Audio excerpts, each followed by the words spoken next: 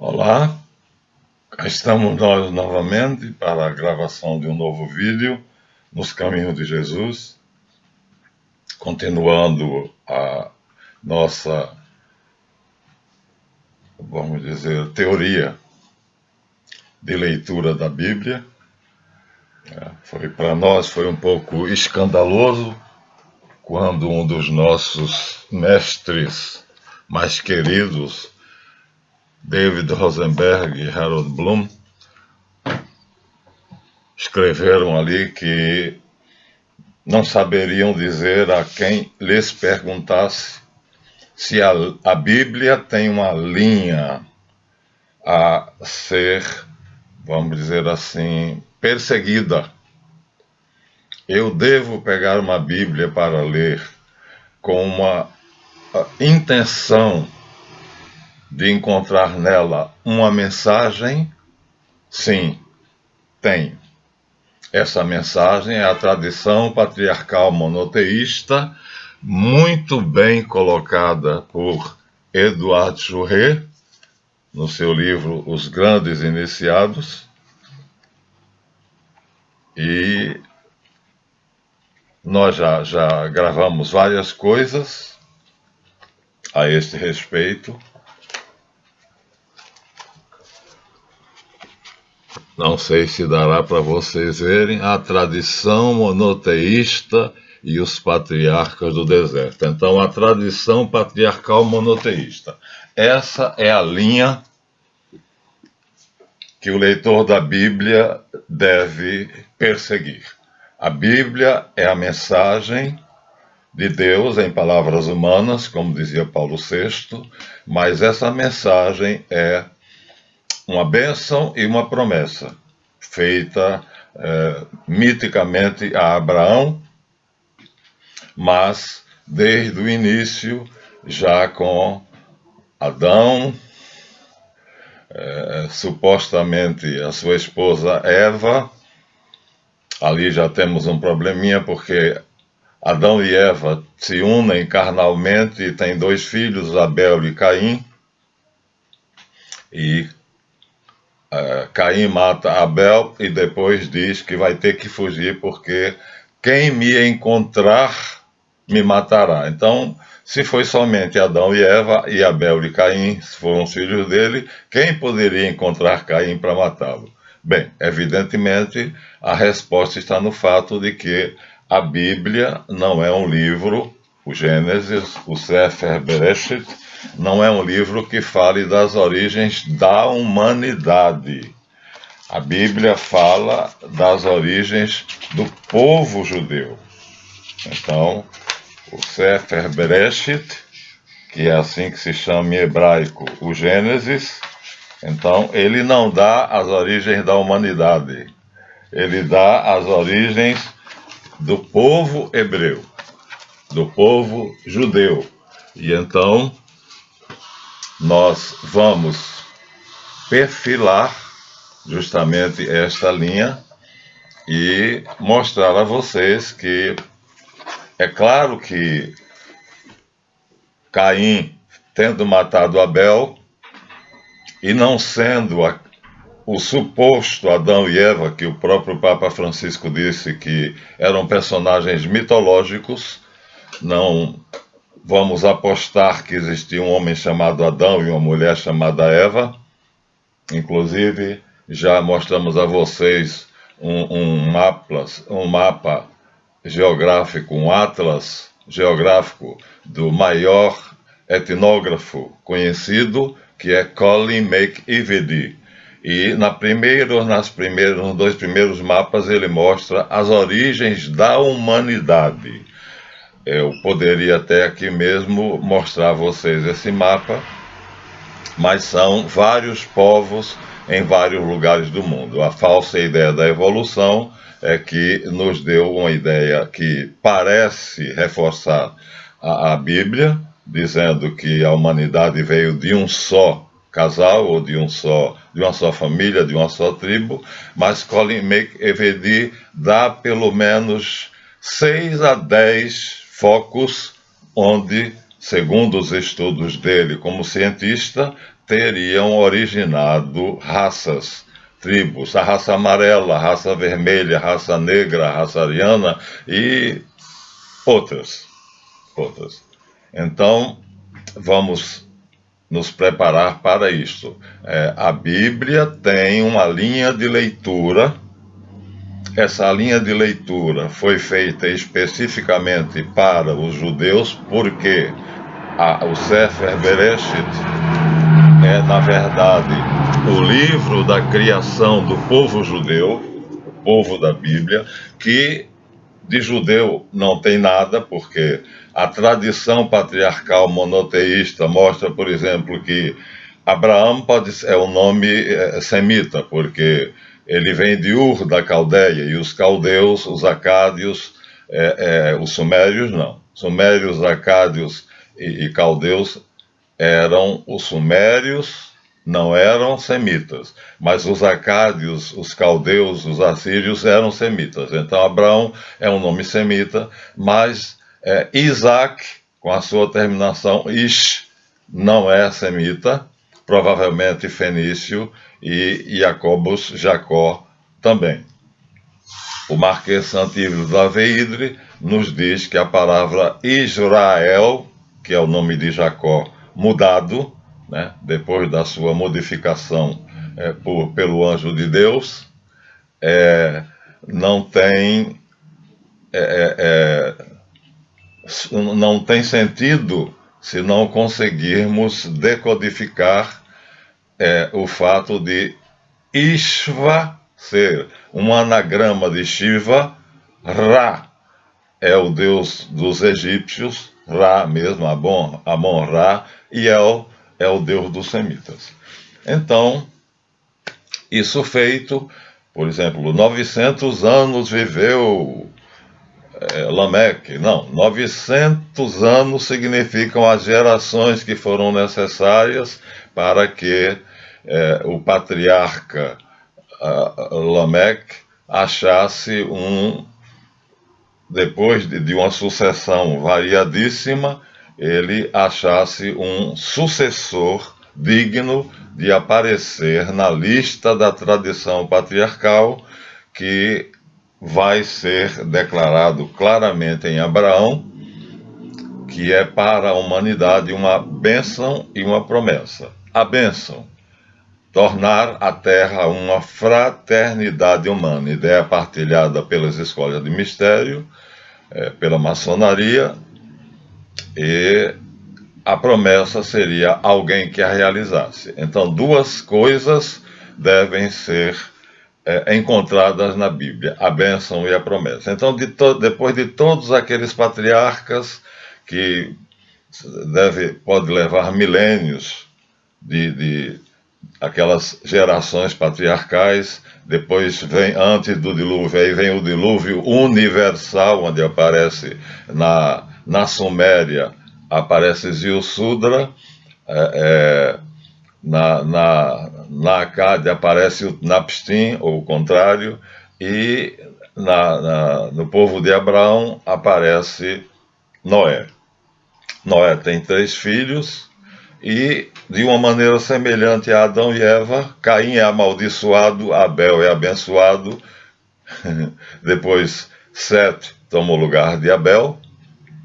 Do mesmo modo, né, Noé tem 3 filhos, Cam é amaldiçoado e Sem é abençoado. Quer dizer, o que mostra claramente que há sempre 2 gerações em conflito. Uma geração que quer a terra para si, né, uma geração adúltera, uma geração que cultiva o prazer e que quer tudo para si, né, o escândalo, a luxúria, a cobiça, e outra geração que podem nem se conhecer, né? Por exemplo, na casa da Fenícia, se Isaac é um nome fenício e Abraão é semita, estão um pouquinho distantes, né? E se Jacó é egípcio, então temos aí os chefes de 3 povos diferentes.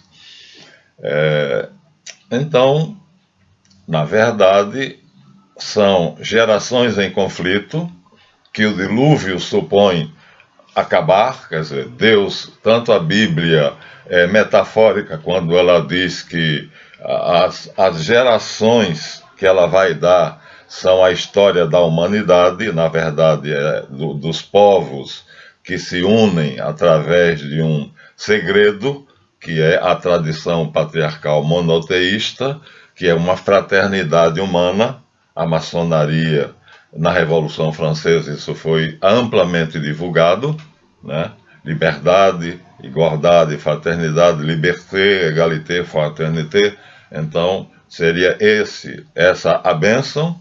Então, vários povos tinham homens que participavam desse ideal, mas pensando nele como a possibilidade de instalar no planeta Terra um paraíso terrestre, né? A Terra é capaz de alimentar 6 vezes mais pessoas do que as que estão hoje aqui, e ela alimenta, de modo que não faz sentido gente passar fome.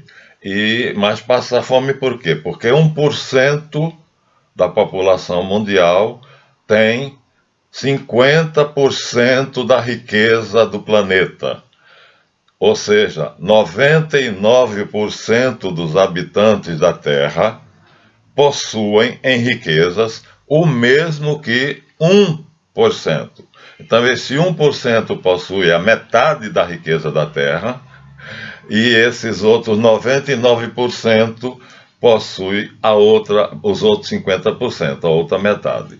Bem, essa outra metade, que não são os 50% desse 1%, 10% tem uma porção de mais ou menos 40%, ficando 10% para a multidão dos infelizes, dos pobres, dos que vivem vendendo o almoço para comprar a janta. Então, essa é a noção que nós temos. E a Bíblia tem que ser lida neste sentido. Não fará nenhum sentido ler a Bíblia apenas as histórias piedosas, discutindo as histórias piedosas de Abraão, Isaac, Jacó, de José. Não, não é isto. Então, já está provado, é ciência, está aqui,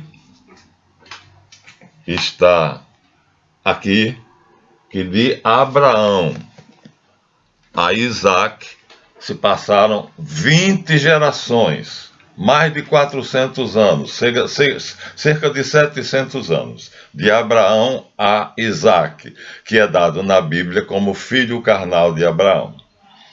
Então, no fundo, são gerações em luta, ambas por um mesmo objetivo, mas o que nós vemos é que quem chegou a esse objetivo foi a geração de Caim e de Cam, a geração maldita, porque 1% possui 50% das riquezas da terra e 99% possui os outros 50%.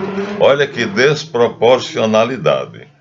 E dos 50% que pertencem aos 99%, 10% são os privilegiados que possuem 40% dessas riquezas. Os donos da mídia, os donos do ouro, né, e das terras produtivas, do petróleo e assim por diante.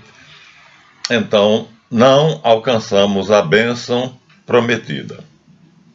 E não alcançamos, eu sendo cristão, isto é uma confissão muito triste, porque em Jesus Cristo a promessa deve ter sido cumprida. Nós cremos que foi pela metade, nós acreditamos em 2 vindas de Jesus, mas isso é outra história. Então, voltando para os patriarcas, nós temos então desde o princípio Adão e Eva, Caim e Abel. Caim maldito, Abel abençoado, mas assassinado pelo irmão, ou seja, a destruição do bem pelo mal se faz logo no início, mas Havá, a mãe da vida, né? A terra dá de novo um ser bondoso, de coração temente a Deus, que se chama Sete. Sete tem Enós, Enós tem Enoque, e aí são anos e anos, 800, 900 anos, de um desses patriarcas, passando para vários descendentes, vários, muitos, muitos, até chegar a outro que vale a pena colocar na lista, como a lista dos reis, que nós já falamos aqui, da qual consta Tsadek, sacerdote de um santuário monoteísta da Babilônia, a lista de reis e sumos sacerdotes. Então, o fato é que Abraão, Isaac e Jacó, já sabemos que Cam substitui Caim, o nome é parecido, e que Jacó substitui Sete, e as duas gerações em luta vão ser Cam e Sem. Então, não sei se foi isso que eu tinha dito antes. Então, Caim é substituído por Cam. E Abel, que depois recebe Sete no seu lugar, é substituído por Sem. Semitas e Camitas. Camitas vão dar a terra de Canaã, e os semitas vão habitar na Mesopotâmia, de onde Ur, dos caldeus, sai Abraão, e de onde sai da Babilônia Sadek, o sacerdote rei dos jebuseus. Então, mas nós ainda não chegamos a Abraão, quer dizer, nós já passamos disso, falamos de Abraão e de Melquisedeque, Malequisedeque, da ordem de Melquisedeque, e então dos semitas nós fizemos não chegamos a Abraão ainda, nós já chegamos a Abraão, Isaac e Jacó. Chegamos a Jacó. E Jacó se converte, aí agora as tradições são diferentes. No livro de Jota, Harold Bloom não faz essa passagem, não aceita essa passagem da conversão de Jacó, Então, onde Jacó se deita e ali tem um sonho, aqui diz assim, que Yahvé era o Deus dos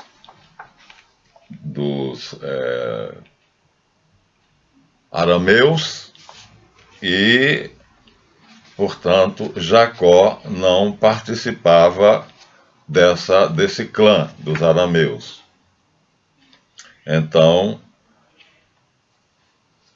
Jacó não se converte a Javé, aqui quer dizer, nessa versão Jacó se converte a Javé, na versão de Rosenberg, Jacó se converte a Javé em Betel, página 123, diz: então Jacó deixa Betsabeia e parte para Harã. Encontrando o lugar, ele pernoita por lá. O sol se põe e assim foi. E Yahvé apareceu ao seu lado. Não tem aqui a escada. Eu sou Yahvé, o Deus do teu avô Abraão. Avô? Nem bisavô, nem trisavô, nem tetravô. 20 gerações. O Deus de Isaac, ele disse: o solo sobre o qual acampas a ti pertence, dou a tua linhagem. Quer dizer, é a renovação da promessa. Então, olha, estou ao seu lado, para guardar-te onde fores, para garantir tua volta a este solo. Não te abandonarei até que tenha realizado essas palavras. Pela manhã, Jacó disse: Yahvé deve estar nesse lugar. Eu apenas não sabia. Betel, lugar de Deus, é como Jacó chamou o lugar, embora a cidade se chamasse antes Luza. Então, é engraçado porque aqui Yahvé aparece a Jacó e diz: eu sou o seu Deus, e Jacó unge uma pedra e chama essa pedra Betel, que quer dizer casa de Deus. Eduardo Churret não vai se incomodar com essa diferença de deuses, ele não faz diferença, para ele é um só, ele segue a ideia dos rabinos de que são dois nomes para o mesmo Deus. Vamos por aí, né? Vamos por aí. Então seriam Yahvé é um nome de um Deus mais imanente, e El, o Elohim, um Deus mais transcendente. E então, o Deus que ali Yahvé se mostra a Jacó faz todo sentido como sendo Yahvé, porque Jacó depois tem uma grande fome, ele vai para o Egito, porque o Egito tem muita comida, e um dos seus filhos tinha sido vendido pelos irmãos e tinha ido parar no Egito, e esse filho depois, que se chama José, chega, decifra o sonho do faraó e se torna vice-rei do Egito e acumula comida para o Egito e para todos os outros que venham a precisar de alimento para não morrerem de fome. Então José é o primeiro, vamos dizer assim, Mashiach. A promessa se cumpre nele. Então, por causa de José, filho de Jacó, filho aí também não significa necessariamente filho carnal, mas aquele que deve e pode herdar o lugar na lista de genealogia dos patriarcas monoteístas que pretendem globalizar o planeta como uma fraternidade humana, tendo Deus como pai e os homens todos como irmãos. Então, José, vice-rei do Egito, supostamente filho de Jacó, que se converte a Yahvé e vem para o Egito, trazido por José, então traz o nome Yahvé, e José então é o primeiro onde se cumpre a promessa. Até então era só a bênção. A descendência será a dona da terra, os teus descendentes possuirão a terra. Em José, então, ele cumpre o seu papel de Mashiach, de salvador da humanidade. Zafanat Paneah é o nome que o faraó dá em Egito, salvador da terra. E muito bem dado. E o nome para nós cristãos, Mashiach, vai se aplicar bem mais apropriadamente a Jesus. E então José cumpre a sua parte. Então ele já é um Mashiach, ele já é Zafanat Paneah, o salvador do mundo, porque ele alimenta todas as bocas famintas que vão até o Egito para buscar comida numa época de 7 anos de grande fome.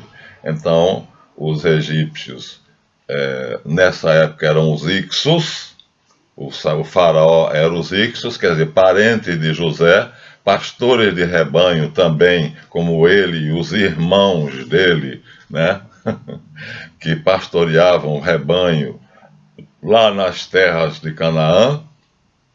Os Ixos compreendem José, se afeiçoam a José, e ele traz todo o povo para o Egito. Mas e Jacó traz o nome Javé, que vai fazer sentido na comunidade com Moisés. Então, depois de 400 anos de tempo passado, os descendentes de José não souberam cultivar a bondade do faraó, porque os Ixos foram expulsos, né? Os militares egípcios se rebelaram, expulsaram os Ixos para suas terras, nômades, e se fixaram de novo no trono, e a ideia deles era a ideia camita, né? Os egípcios, portanto, eram camitas. E aí vem a lenda de Moisés, que nós, como crentes, aceitamos, mas como estudiosos e investigadores da Bíblia, percebemos que tanto Harold Bloom como Edward Churret deixam claro que na Torá, na lei de Moisés, né, o que está aqui tem muito de mito, tem muito de fábula, tem muito de lenda, né? Eu fiquei escandalizado quando, conversando com um padre, ele me disse que os alemães tinham feito uma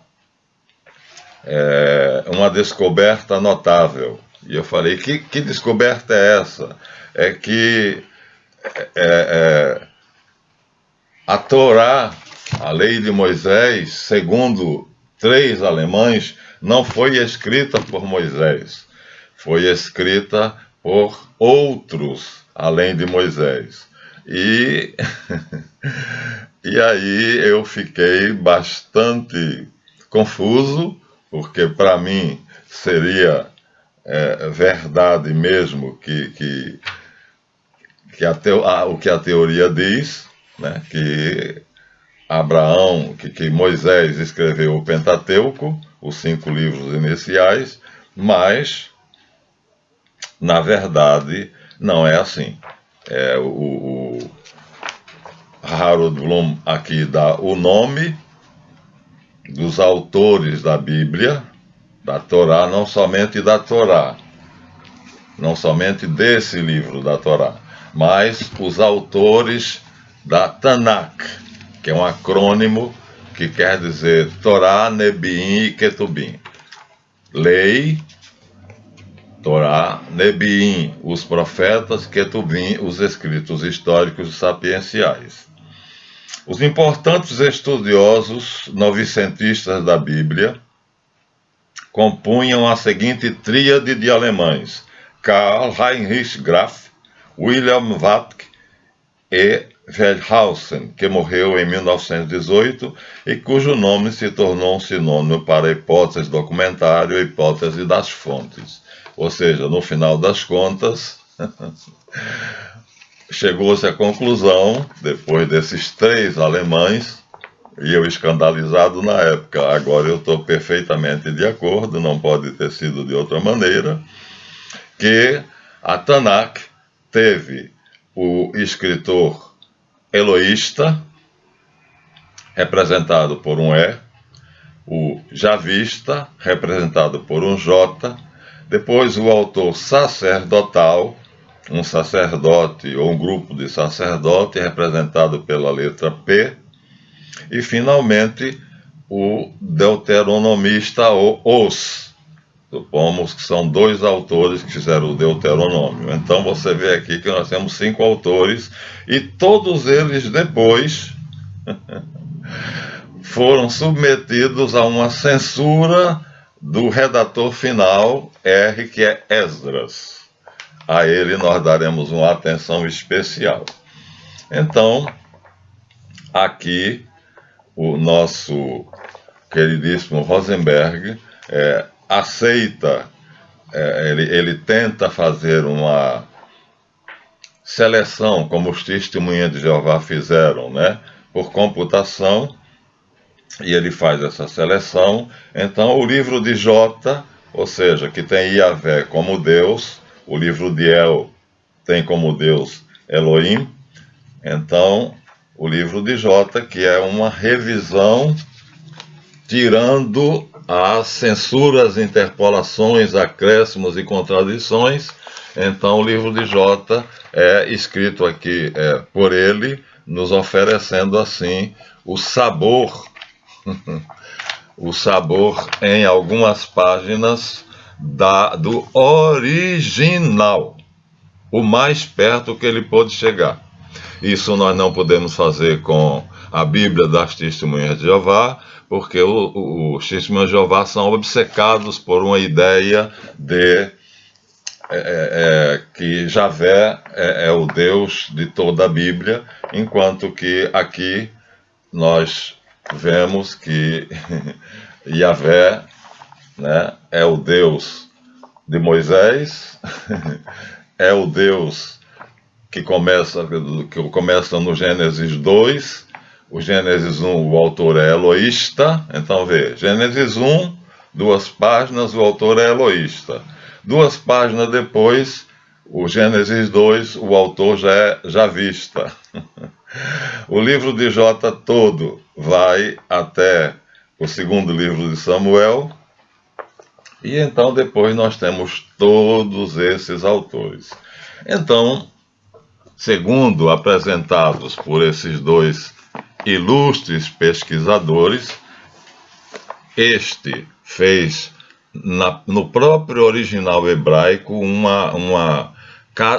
como é que eu vou dizer? Uma catação, né? Uma peneira. Ele deu uma peneirada e tirou apenas o que teria sido escrito pelo autor javista, e este, como teve acesso a escritos tradicionais dos santuários ocultistas, então secretos, então nos dá uma visão de um Moisés como um grande iniciado. Aliás, o livro dele se chama Os Grandes Iniciados. Esse Moisés, de acordo com ambos os autores, vai colocar, e essa é a grandiosidade de Moisés, vai colocar um segredo, vai revelar um grande segredo, que é a tradição patriarcal. Então, Yahvé só aparece a Moisés, Moisés vê Yahvé na sarça ardente do Horebe, e depois, diante de todo o povo, é sempre Moisés quem tem a prelazia de ver Yahvé, mas acontece que, em determinado momento, Yahvé diz a Moisés, segundo o escritor do livro Javista, que vai se apresentar aos 74 anciãos de Israel, quer dizer, então diz a Moisés: purifiquem suas vestes, não entrem em contato com mulheres e subam ao Sinai, que eu me apresentarei aos chefes dos sacerdotes do povo. E Moisés sobem e eles contemplam a nuvem luminosa. E Yahvé já tirou esses 74 de dentro do povo, que ele, antes de ter separado os 74, ele diz a Moisés: diga ao povo que lave-se e ponham a veste completamente limpa e fique no sopé do monte Sinai, porque eu aparecerei no cume do monte e serei visível para eles. E o povo vê relâmpagos, trovões e muita luz, e assim Yahvé aparece a todo o povo. Depois, esses 74 homens, que é os 72, 6 representantes de cada tribo, mais Moisés e Arão, Nadab e Abiú, vão para mais perto. Yahvé chama eles mais para perto, e eles chegam perto de Yahvé, e Yahvé diz: não se aproximem muito, para que minha ira não se inflame e eu vos devore. Mas ali não se sabe quem trouxe a comida, mas há um piquenique. A Bíblia não se preocupa em dizer quem trouxe a comida, mas Yahvé senta-se com eles, e do mesmo jeito que Yahvé senta-se com Abraão, os 3 anjos que apareceram a Abraão no carvalho do Mamre e comeram novilha com carneiro e com bolo de farinha amassada, aquela cena de Abraão, né, fazendo um repasto com Yahvé e 2 anjos, se repete aqui, mas lá é só Abraão, ou seja, um membro da elite. Aqui o povo inteiro contempla Yahvé, e depois 74 pessoas são destacadas do povo, vão até o alto do monte e lá entram na nuvem, sentam-se e comem e bebem, e diz: e viram a face de Yahvé. Contemplaram Yahvé face a face. Eles olharam para Yahvé e Yahvé olhou para eles, e até eles terminarem o repasto, o piquenique.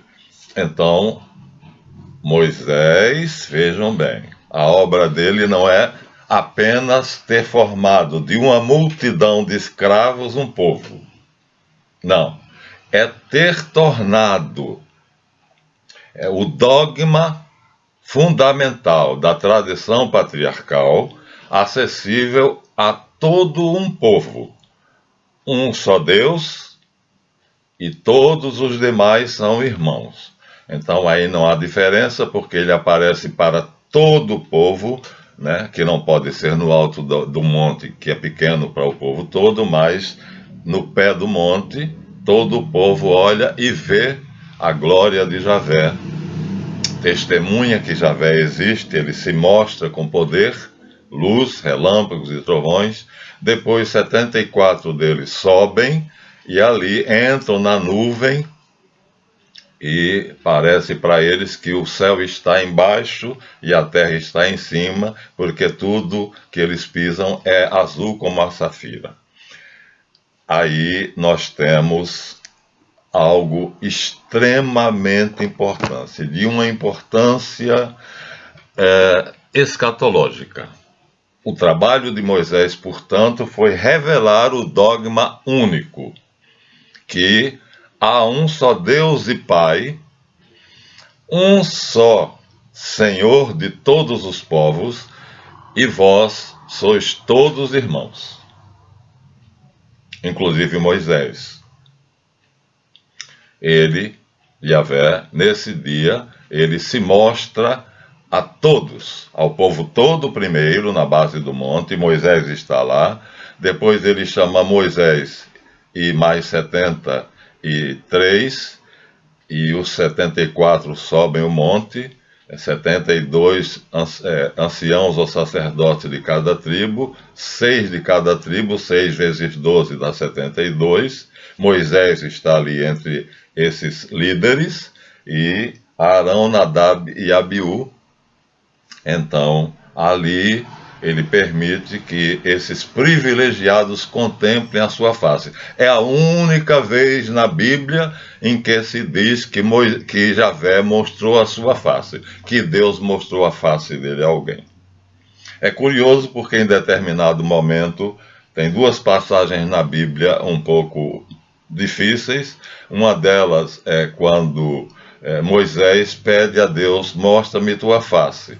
E Deus diz a Moisés: minha face tu não podes ver, eu te mostrarei a minha glória. E manda Moisés se esconder perto de uma rocha e passa como luz por ele e pronuncia algumas palavras meio misteriosas. Mas como aí Moisés vê Deus face a face, não só Moisés, mas os sacerdotes, os chefes das tribos, né, também veem face a face. Então são coisas que, mesmo a Bíblia revisada, nós não podemos deixar de verificar que a fábula, a lenda e o mito estão entranhadas, misturadas com a história. Assim, Moisés depois ordena, antes de morrer, antes de subir o Negev, ele ordena Josué como sendo seu sucessor e diz a Josué, então, para cumprir a promessa. E qual é a promessa? Quer dizer, a bênção é a escolha. De Moisés passa-se para Josué. E Josué deve invadir a terra de Canaã e lá conquistar cidades, escolher as melhores cidades e conquistá-las para que sejam morada das 12 tribos.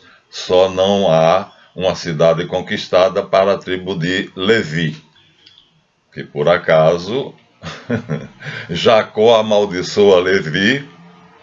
Tem um lugar em que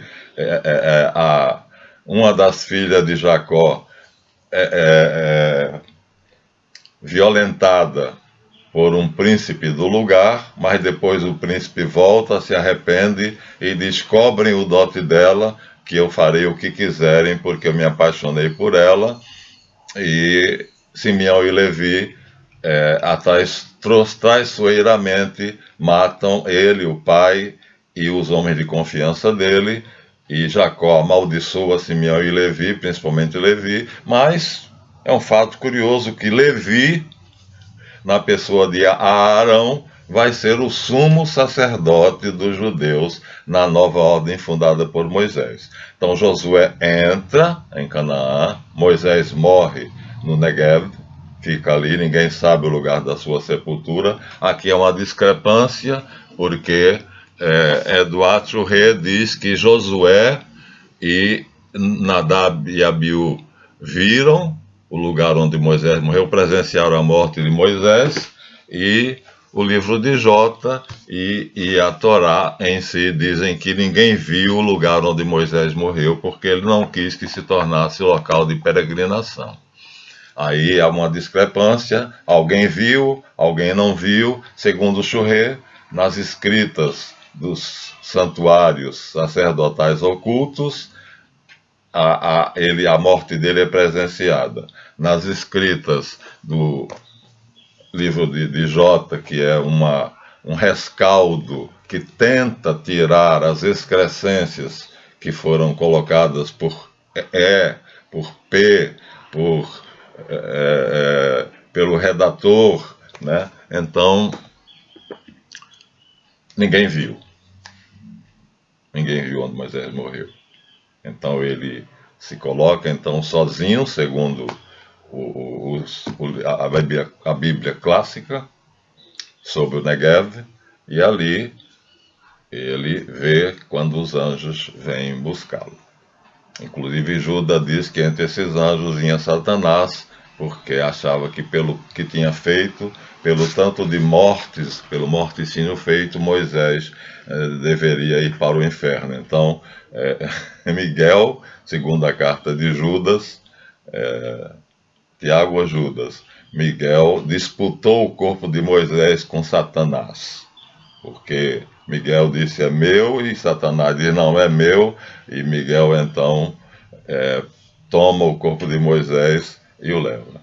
Então, função de Moisés, revelar a tradição patriarcal a todo o povo. Há um só Deus, um só Senhor, e nós somos todos irmãos, embora seja necessário um coordenador, um profeta, que mais tarde vai ser chamado de juiz, depois de Josué, e mais tarde vai se tornar rei com Saul, Davi e os seguintes.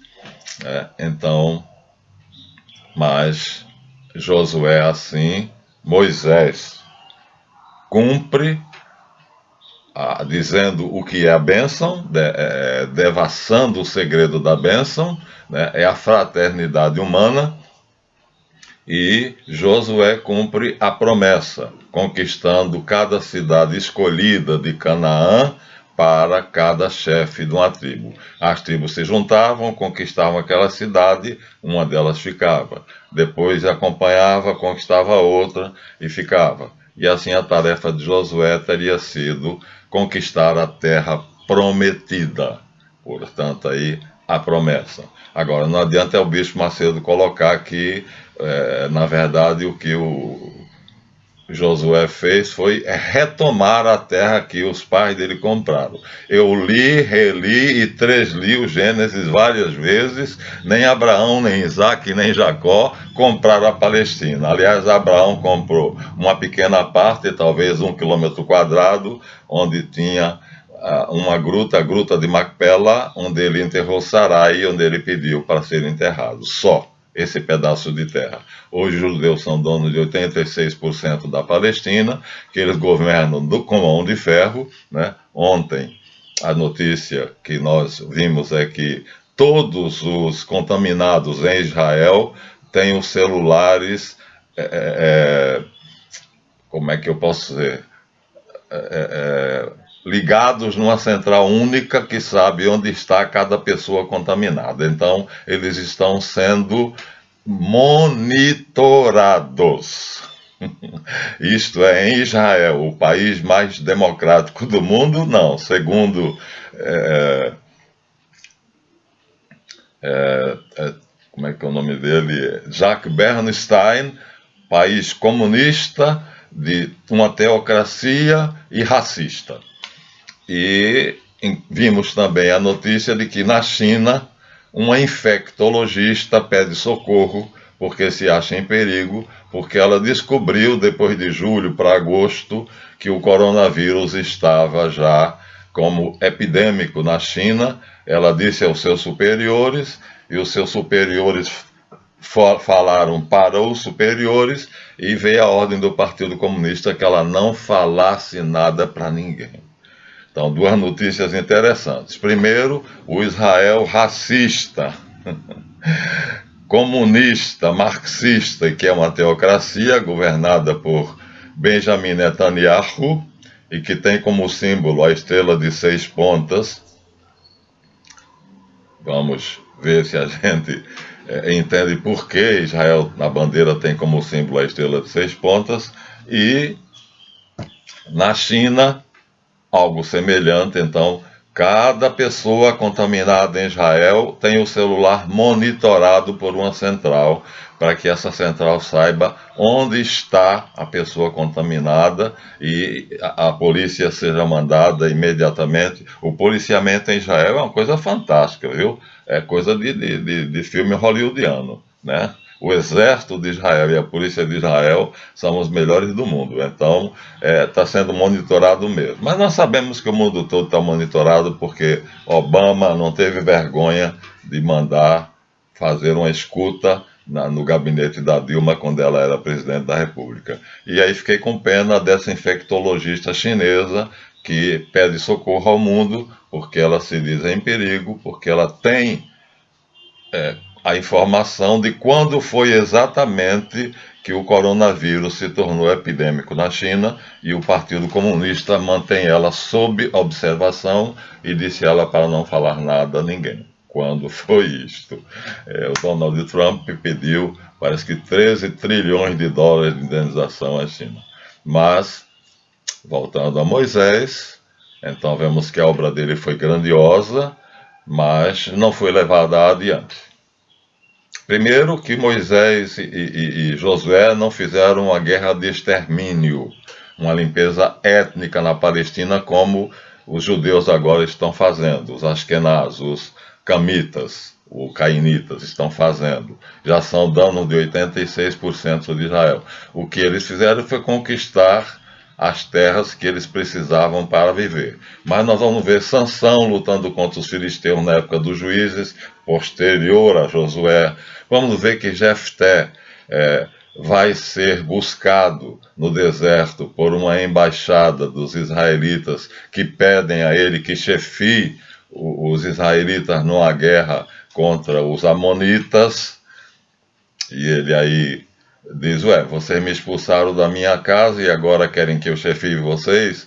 Então, se há uma guerra entre os israelitas e os amonitas, né, vemos os danitas procurando uma terra para si, e 600 mil homens, ou 60 mil homens, procurando um lugar bom onde eles pudessem fazer a conquista desse lugar para ficarem. Então, não há o genocídio, o que há é uma guerra de conquista, né, e que não dá a Israel hoje o direito de fazer a limpeza étnica e expulsar todos os palestinos da Palestina, mas Moisés fez algo excepcional. Ele e Josué junto revelaram o dogma único dos santuários, que era: Deus é um só, e portanto é o Pai de todos os homens.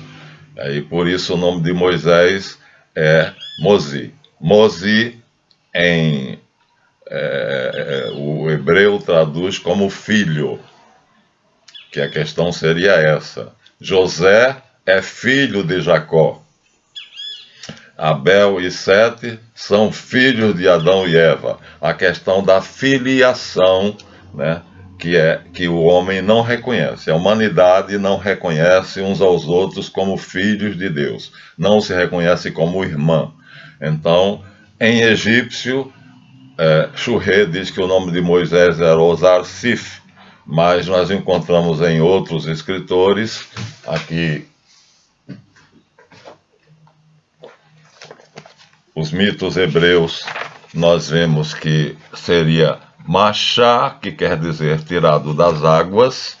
Ma é água, Chá seria o verbo tirar, tirado das águas, mas a palavra Mose é muito bem aplicada e muito adequada, porque é um sufixo egípcio para filho. Tut Moses, filho de tudo. Ram Ozis, Ramsés, filho de Ram, e assim por diante. Então, Mose simplesmente quer dizer filho, o filho de Deus, né? A genealogia de Jesus vai de Jesus, que se pensava que era filho de José, que era filho de não sei quem, que era filho de tal, filho de tal, filho de tal, que era filho de Adão, que era filho de Deus. Então termina como sendo Deus o pai de todos os ascendentes de Jesus, e o nome Moses, Mosi, fica bem aplicado. Somos filhos do mesmo Pai Celeste. Somos todos irmãos. Enquanto o homem não aplicar isso na sua vida prática, então vamos dizer assim, a promessa não se realiza, o que Josué fez será depois perdido. Quando Jesus veio, já havia um bando de miseráveis, mendigos e pedintes, então cada tribo na sua cidade já não existia mais. Então, né, Jesus foi indicado assim como sendo o chefe de uma multidão de mendigos, de vagabundos, de pessoas que não tinham nada. Então, Josué, que se acha cumpridor da promessa, quer dizer, aquele que recebeu a bênção, o segredo, e de fato cumpriu, entregou a terra de Canaã aos herdeiros das tribos de Israel. Vamos continuar depois, mas aqui vão todos os créditos. Essa era a tradição monoteísta patriarcal, fazer da terra um lugar para todos, né, que tinham Deus único, o Deus único como Pai, por isso o ódio de Moisés e dos chefes desse clã monoteísta pela idolatria, luxúria, ambição e crueldade, porque isso não permite ao homem ser fraterno. Era esse o motivo da incompatibilidade entre essas duas correntes, né? E Moisés então fez uma grandiosa obra, tornou conhecido o plano de Deus, que quer que todos os homens sejam irmãos, se tratem como irmãos, e que os 10% que tem 40% das riquezas da terra e o 1% que tem 50% das riquezas da terra são filhos de Caim, são filhos de Cã e são malditos, porque o que sobra na mesa deles falta na mesa dos que têm fome. Então, obrigado por terem visto o vídeo. Se gostaram, deem o seu like, inscrevam-se no canal e até a próxima, se Deus quiser.